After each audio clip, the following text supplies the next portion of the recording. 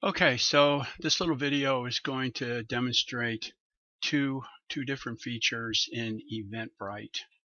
I'm going to demonstrate how to post an existing event, and then I'm also going to demonstrate how to create a new event by copying an existing event. So to begin with, you'll need to log into the system using our Paddle GISP Gmail account. Once you've logged in, this should be the landing page or something similar to that. You'll know that you're in the on the administrative site if you see this icon right here, this person icon. So when you get here, go up to the person icon, and in this pull down, slide down to Manage Events and click on Manage Events. When you do that, you're going to see that our events are divided into two separate categories or places. We have our live events. Those are events that are already open to the public and accepting registrations from the general public. So they've already been published. Over here in the draft events, you'll see that we have quite a number of events that are already set up, but they're just in draft form and they haven't been published, or in other words, they are not, they're already set up, but they're not accepting registration right now. So the way our overall system is set up with the park is that the park pre-approves these events. Even though they're set up, the park pre-approves, and they will determine, in collaboration with our volunteer coordinator, they'll determine when registration should be opened for these events that are not yet published. But let me go ahead and show you then how to go about, if you get the official word, yes, we want to go ahead and put that out there.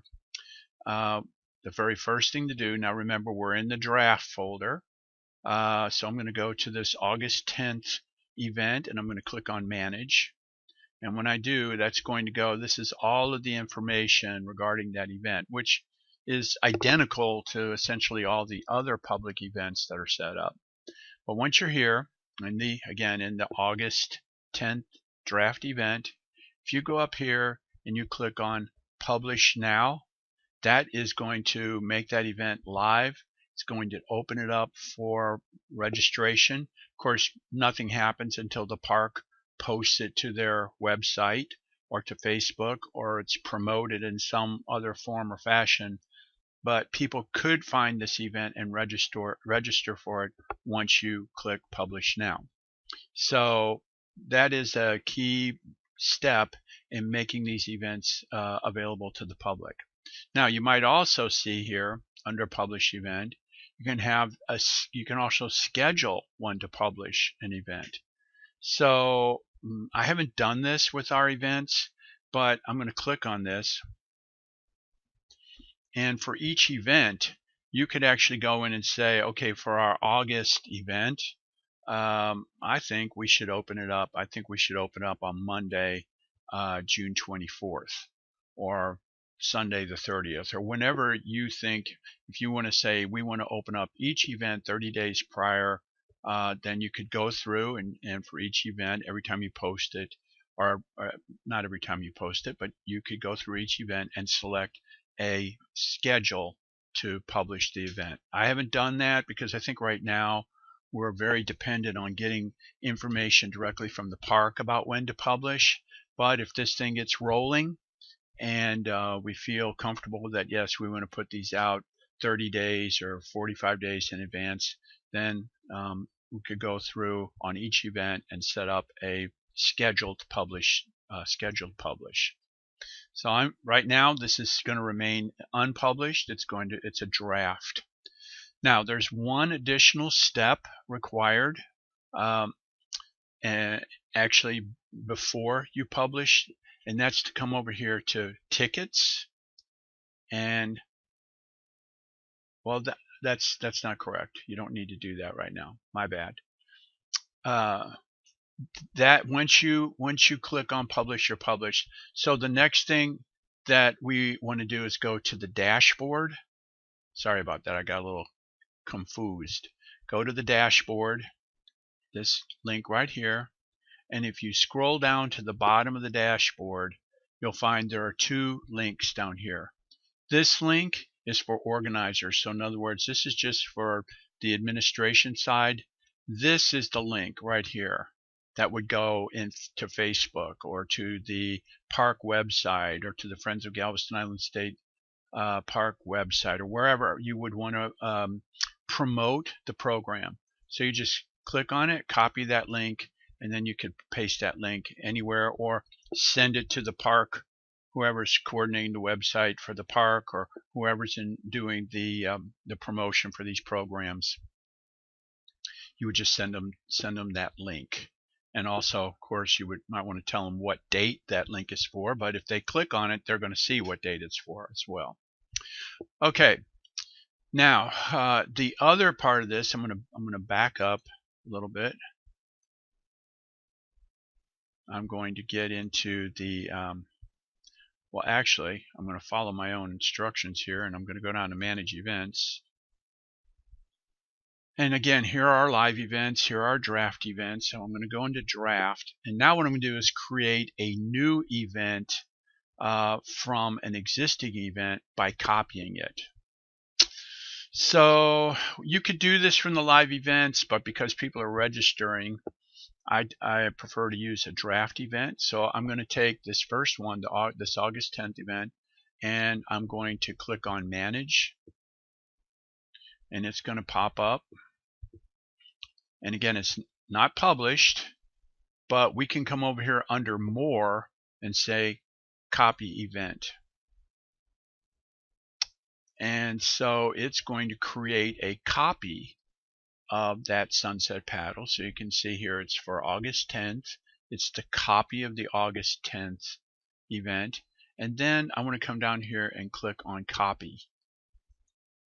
Now I want to mention that throughout Eventbrite, Eventbrite has a lot of save buttons and a lot of function buttons that they've placed in at the lower portion of the screen. So if you're making changes or modifications, there's usually a save button. So you might have to scroll down to the bottom to find that save. It's sometimes not apparent. But anyway, I've now saved that copy.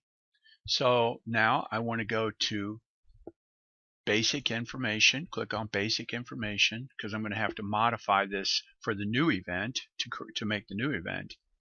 The first thing I do is not change the name. I go down and assign the new date. So I'm going to click on this, and I'm going to set this new program up for August 16th.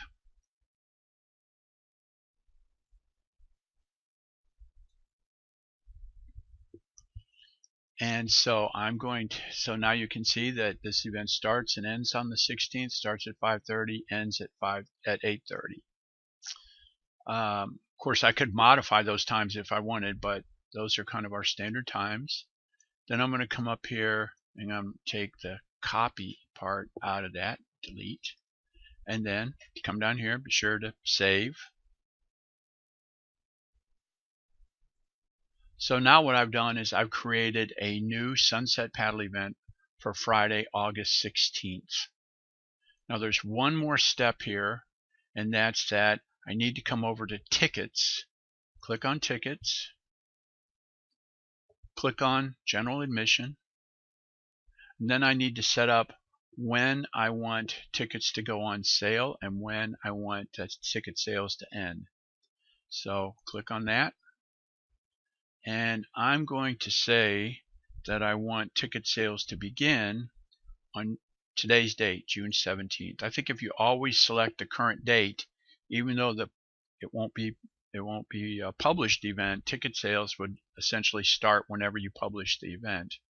And then when do I want it to end? I want it to end on August 16th.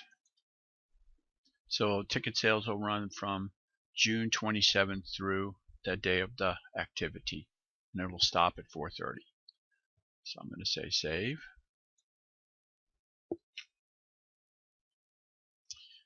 So now I've created this new sunset paddle for Friday, August 16th.